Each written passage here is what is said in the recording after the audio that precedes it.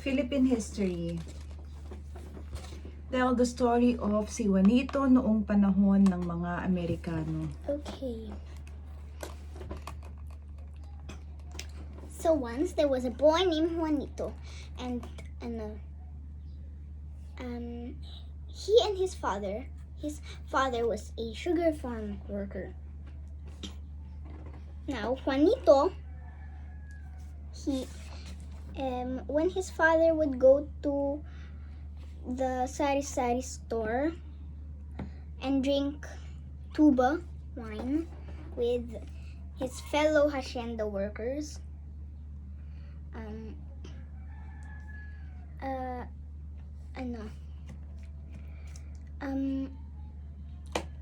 Juanito and his friends would play together catching mice. Where Yes. do they live? Oh, in Negros. You did not say it kasi kanina. Okay. In Negros. They live in Negros. So, anyways, one time, Mr. Judd, an American, came to the Philippines in Negros and said to them that they should go to Hawaii with him so that they can have a better job in Hawaii, and he will pay them.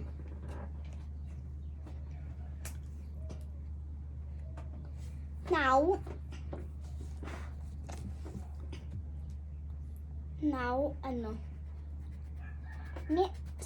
yung papa ni Juanito and Juanita were one of the people who were going to Hawaii with Mr. Judd. Now,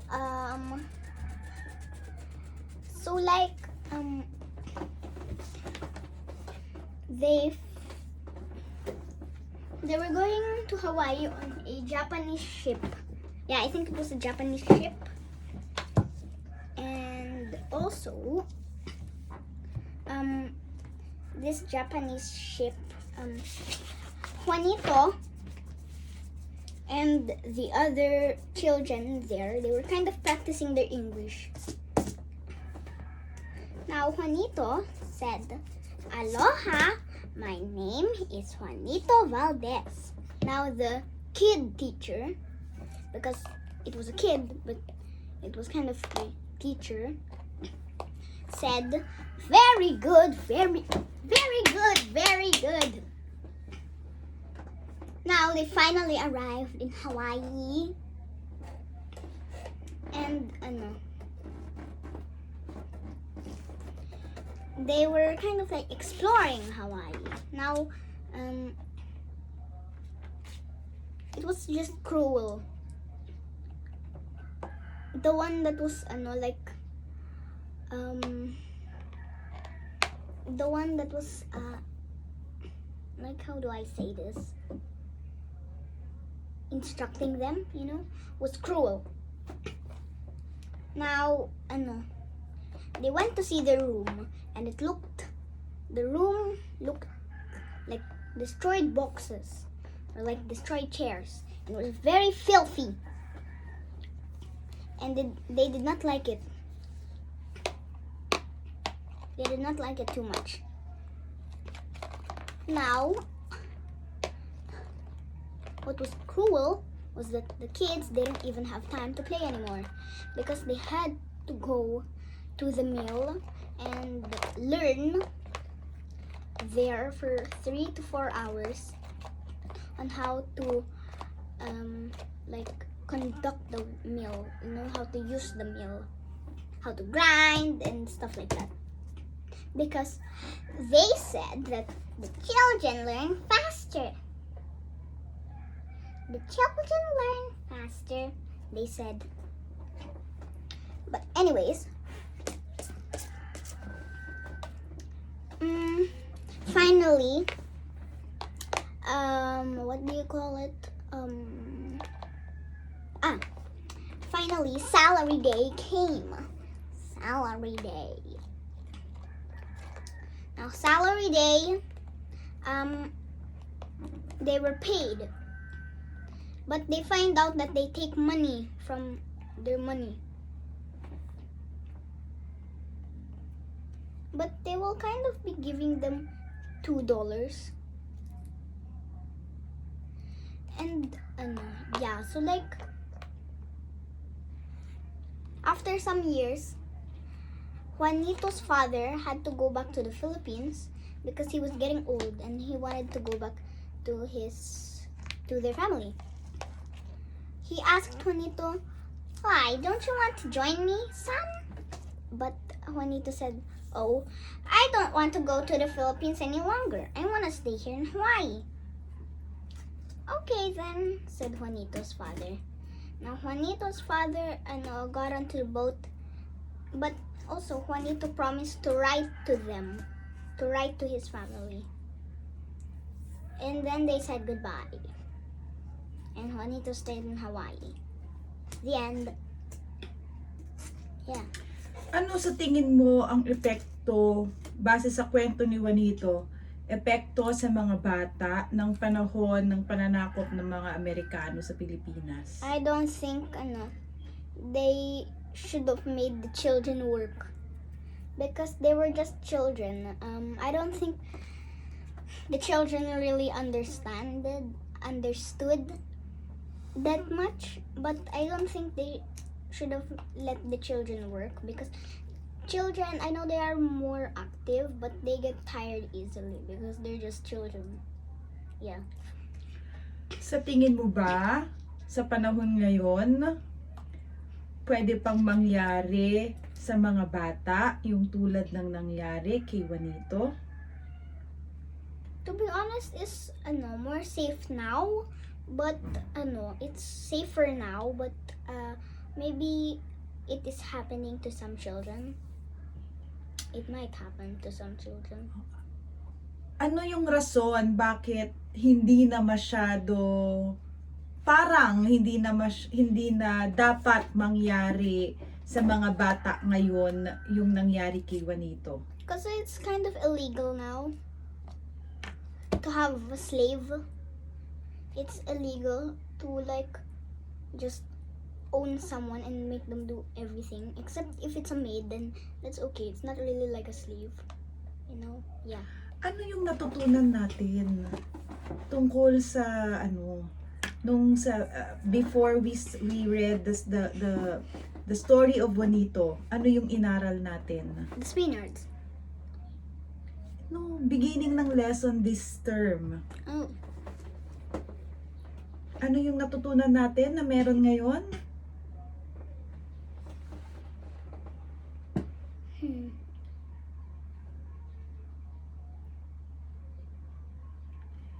Ibinasa natin isa-isa. Yeah. O, anong tawag doon? What do you mean? Starts with letter R. Oh. R? Yes, in English, starts with letter R. Ano yung meron ngayon? Under sa United Nations, anak. Oh. The? We read it one by one. Rebels? No. Revolution? No. In the beginning, what did we study? In the beginning of this term, before we proceeded to the story of Juanito. Mabini? That's a different story, anak. We are focusing with the story of Juanito. Ano yung una nating inaral? Karapatan ng mga Bata. Why are you mad at me? No, I'm not. Bata! You said that.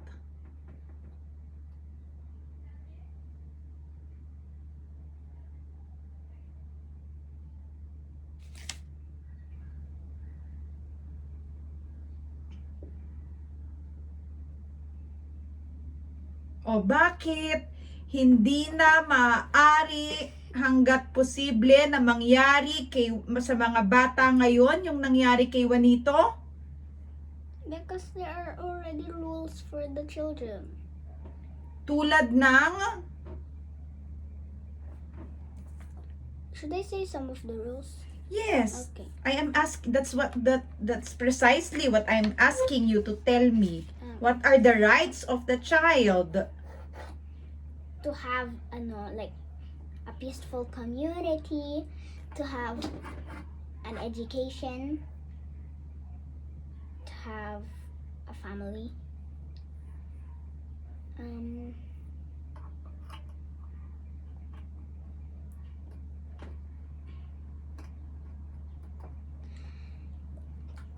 To have good food,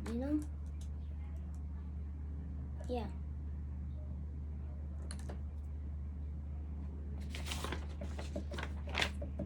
What's the most basic? To have a? To have a home. Starts with letter N. 4 To letters. have a name. Yes, to have a name and a Nationality.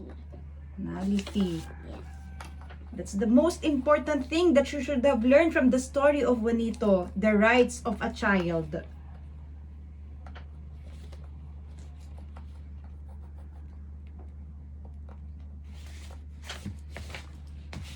What's next?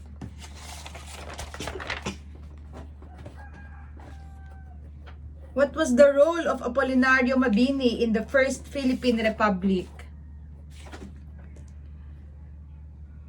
Isn't this your pencil? What was the role in the first Philippine Republic? Yes. He was kind of like the chief of wait, what's his name? He was the chief of the first cabinet of the first president of the Philippines. Who is the first president of the Philippines? Aguinaldo. Okay, what else? He helped in writing the Malolos Constitution.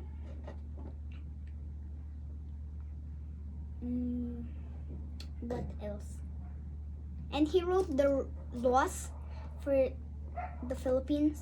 He wrote the laws for the Philippines. Yeah.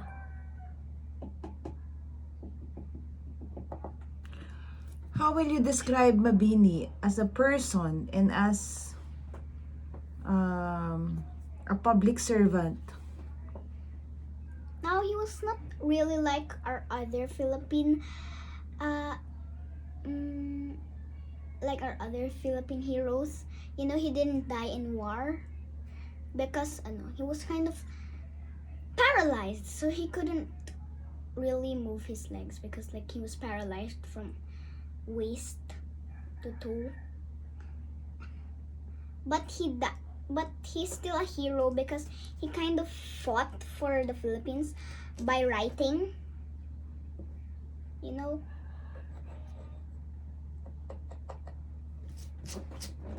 Kind of like Rizal, but Rizal wrote but also fought, but he was kind of like Rizal, but no fighting, just writing. But he was kind of still fighting while he was still kind of like fighting while in his writings. Rizal did not also fight in a revolution. Oh yeah. He was killed before the Philippine Revolution. Oh yeah. He didn't fight either. So he's kind of like, they're kind of like the same, but not really the same. How else was Mabini described in our book as a person? What are his qualities? What are his characteristics? I will give you one example. Okay. He was quiet. Oh yeah. And so he was mysterious. What else? Quiet, mysterious. So he was kind of private. They're all the same. Yeah. Oh my gosh. What are his other qualities aside from being private and mysterious? He was brave. What else? Oh yeah, they have, ano. Wait.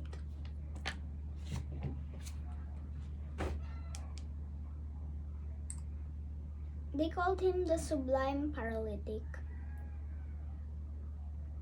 Which means? which means, ano, sublime means, sublime means the wise paralytic, you know?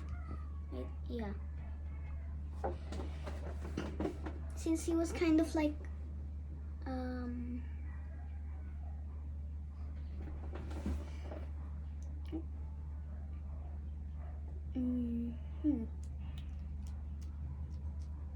yeah, yeah.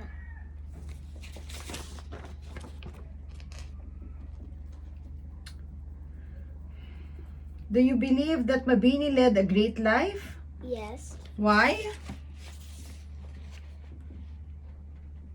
because he loved his country, and he even declined the Americans' offer, and he kind of What was the Americans' offer? the Americans' offer. What was it? Yes. It was to kind of like team with America, like to team with them. But like Mabini refused, and also when he was in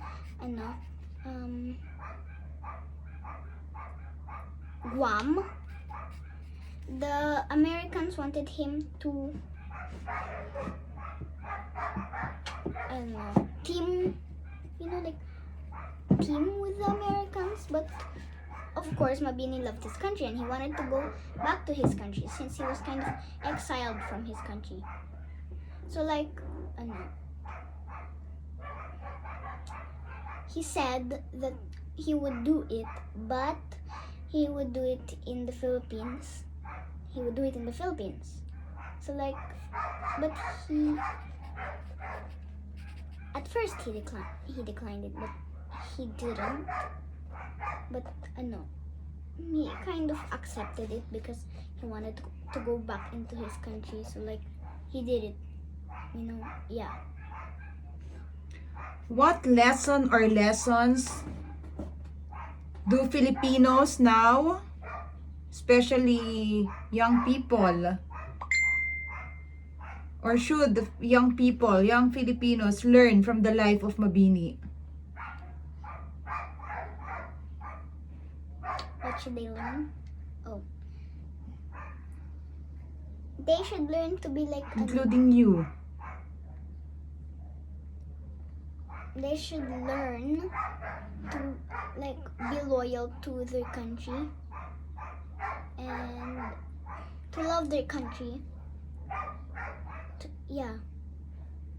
And that they should learn to be loyal to their country and not to like team with another country. And they should be hardworking and they should love their country. Yeah. How did Mabini show his love for country? He didn't team with the Americans. He wrote to kind of like help save his country. He really loved it and he really wanted to go back when he was exiled. Yeah. What did Mabini teach us about freedom? That we should fight for freedom, but not necessarily in war, but we should try to fight for freedom. Like not through war, but like through writing or like something else like that. Just to help our country. According to Mabini, our freedom had a high cost. It's not free. What did he mean by that? It's not free as in like you have to fight for it. you have to fight for your freedom. Not necessarily like fight, but like you have to work hard for your freedom. You know? Yeah. In the context of our freedom from the Spaniards and the Americans, why did he say that our freedom had cost, that it was not free? Why did he say that? Because we have to fight for our freedom. No.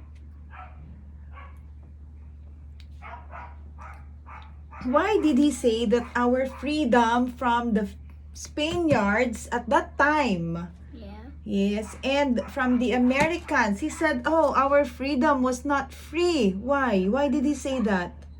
Because a lot of Filipinos had to work hard and fight for their country just so that they could have freedom. And some literally Died. Are you sure? Or like got exiled. Are you sure some died? Yeah. Like who? Like Rizal. Who else? Let's see.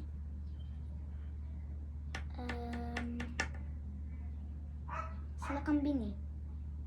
And Gabriela de Jesus. Wait, no, it's not that. That's Gregoria de Jesus. But that's Lakambini. Yeah, I know. Gabriela Silang. And forgot his name, but he's the wife of he's the husband of Lakambini. Yeah, I forgot his name. What's his name? Oh my gosh.